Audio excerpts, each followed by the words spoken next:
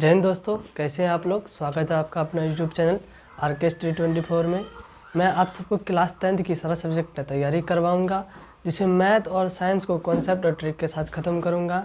हम लोग का वास्तविक संख्या चैप्टर 1 मैथ का चल रहा था। आज हम आप लोग को यूक्लिड विभाजन एल्गोरिथम के बारे में बताएंगे। यूक्लिड विभाजन एल्गोरिथम है क्या और इसके बारे में हम पढ़ेंगे। तो चलिए हम स्टार्ट करते हैं। यूक्लिड विभाजन एल्गोरिथम, इसका थ्योरी में क्या कह रहा है, किसी भी दो धनात्मक पूर्णांक a तथा b के लिए ऐसे अद्वितीय मतलब यूनिक अकेला पूर्णांक q और r प्राप्त होता है। इसको हम आप लोग को समझाते हैं। बचपन में हम भाग देने सीखे थे। कोई संख्या 24 ले लेते हैं, इसको हम 5 से भाग देते हैं, 5 चौके 20, 4 शेष आया है। ये क्या कर रहा है, यदि हम इसको इससे भाग देते हैं तो हमको ये और ये प्राप्त होता है। इसको Q कह दिया है, इसको R कह दिया है, इसको A कह दिया है, इसको B कह दिया है। कहता है यदि हम A को B से भाग देते हैं, यदि हम इस A को B से भाग देते हैं तो हमको Q और R प्राप्त होता है। किसी दो धनात्मक पूर्णांक A तथा B के लिए ऐसे अद्वितीय पूर्णांक Q और R प्राप्त होता है। ये जो है 5। अब हम ये क्या कर रहा है कि अब हम इस वाले रूल को छोड़ दें, अब दूसरे रूल से अब हम इसको बनाएं, इस रूल से बनाएं। इस रूल से बनाने के लिए हमको सबसे पहले ये 24 को लिखना होगा, उसके बाद ये इक्वल में 5 को लिखना होगा, फिर ये गुना में 4 को लिखना होगा, फिर प्लस में इस 4 को लिखना होगा। 24 जो A हो गया, 5 ये वाला B हो गया और Q ये हो गया 4 और ये 4 R हो गया। हमको इस रूल से बनाने का था। मतलब बचपन में जो हम भाग देते थे इस तरह से भाग देने नहीं कह रहा है, अब इस तरह से भाग देने कह रहा है। अब इस तरह से भाग देंगे तो इसका नाम दे दिया है यूक्लिड विभाजन लेमा। इसका नाम दे दिया है यूक्लिड विभाजन लेमा। और ये जो है A बराबर BQ प्लस R, ये R जो है R हमेशा 0 के बराबर होता है या 0 से बड़ा होता है, कभी भी 0 से छोटा नहीं होता है ये R।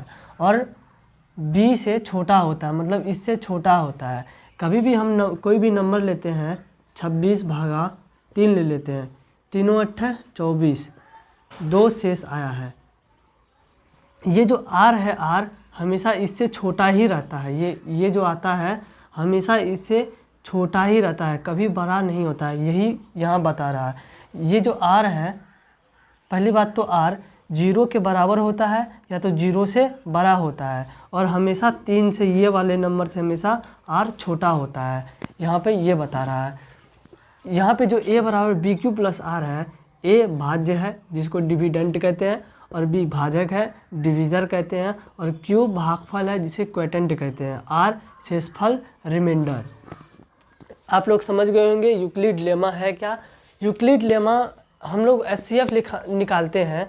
SCF यूक्लिड विभाजन लेमा का प्रयोग करके, यूक्लिड विभाजन लेमा का बार प्रयोग करते हैं तो उसको यूक्लिड विभाजन एल्गोरिथम कहते हैं। ये आप लोग सीख गए होंगे। तो अब हम क्वेश्चन बनाएंगे। अब हम लोग यूक्लिड लेमा का प्रयोग करके ये सब क्वेश्चन को हल करेंगे। चलिए शुरू करते हैं।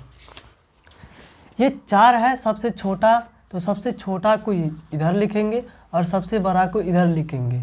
तो 4 एक बार में 4 तिया 12 कट गया, 0 हो गया। अब ये जो यूक्लिड विभाजन एल्गोरिथम है, हम लोग को क्या कहता है कि इस तरह से हल नहीं करना है, इस तरह से हल नहीं करना है, यूक्लिड लेमा का प्रयोग करके हल करना है। यूक्लिड लेमा का प्रयोग करेंगे तो हम लोग इसको क्या बोले थे, A बोले थे, इसको B बोले थे, इसको Q बोले थे और इसको R बोले थे। तो A है, सबसे पहले A क्या होता है, A बराबर BQ प्लस R होता है। सबसे पहले A है, A क्या है तो 52 है, B क्या है 4 है, Q क्या है 13 है और R 0 है। ये यूक्लिड विभाजन लेमा का प्रयोग हो गया। अब इसको भाग देते हैं। इसको क्या कह रहा है कि जो हम बचपन में भागा दे रहे थे, भाग दे के बना रहे थे, वैसे नहीं बनाना है, लेमा का प्रयोग करके बनाना है। तो 12 है, इधर 3 देंगे, a बराबर बी क्यू प्लस आर होता है। 12 है, 12 बड़ा है तो इधर देंगे, 3 छोटा है तो b के जगह पे देंगे। इसमें हम क्या गुना करेंगे और क्या जोड़ेंगे कि 12 आ जाएगा। इसमें हम 4 गुना करते हैं, 4 तिया 12 और 0 जोड़ते हैं तो 12 चले जाता है। ये हो गया यूक्लिड विभाजन लेमा। अब इसका भी हम करते हैं। 32 है तो 32 a के जगह पे आएगा और 3 छोटा है तो 3 b के जगह आएगा। इसमें हम क्या चीज़ से गुना करेंगे और क्या जोड़ेंगे कि 32 आ जाएगा। इसको हम 10 से गुना करके और 2 जोड़ देंगे तो ये 32 आ जाता है। ये हो गया यूक्लिड विभाजन लेमा, यूक्लिड विभाजन लेमा। अब हम यूक्लिड विभाजन लेमा का प्रयोग करके HCF निकालेंगे। यूक्लिड विभाजन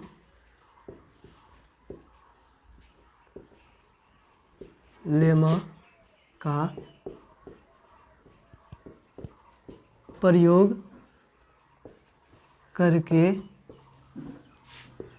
HCF, जिसे highest common factor, highest common factor, Euclid विभाजन लेमा का प्रयोग करके HCF निकाला जाता है, जिसे यूक्लिड विभाजन एल्गोरिदम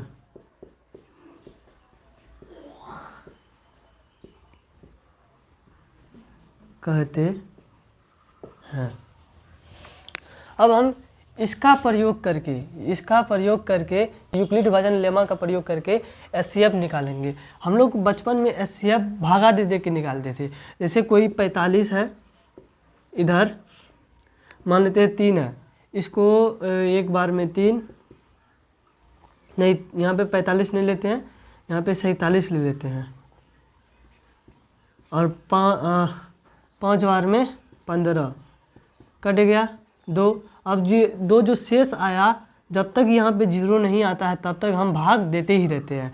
ये 2 शेष आ गया। अब ये 3 है, 3 इधर आएगा, फिर एक बार में 2, 1 आएगा शेष, फिर से 0 नहीं आया, फिर से ये 2 आएगा इधर, 2 बार में ये कट जाएगा, 0 अब आ गया। 0 आ गया तो इसको हम यहीं पे रहने देंगे। अब इसका जो HCF हो जाता है, हाईएस्ट कॉमन फैक्टर, वह 1 हो जाता है, ये वाले हो जाता है।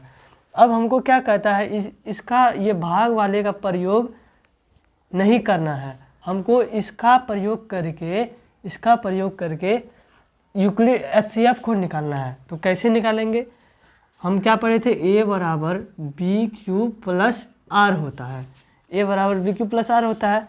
हम इसको a बोले थे, इसको b बोले थे, इसको q बोले थे और इसको r बोले थे। तो a क्या है, 47 है, b क्या है, 3 है, और q क्या आया है,